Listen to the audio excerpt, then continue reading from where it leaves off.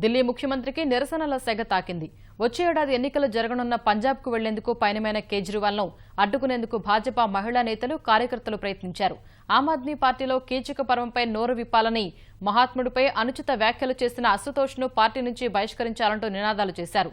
ఆప్ మంత్రి సందీప్ కుమార్ అశ్లీల సీడీల వ్యవహారంపై కేజ్రీవాల్ నిమ్మకు నీరెత్తినట్లు వ్యవహరిస్తున్నారని ఆరోపించిన ఆందోళనకారులు ఆయన అడ్డుకునే ప్రయత్నం చేశారు. అతి కష్టం మీద పోలీసులు కేజ్రీవాల్ను శతాబ్ది ఎక్స్ప్రెస్ ఎక్కించగా రైల్వే స్టేషన్లోనే మహిళలు ఆందోళన చేపట్టారు. రైలు కదిలిన సమయంలోనూ నినాదాలు చేస్తూ కొద్ది దూరం రైలుతో పాటే పరిగెత్తారు.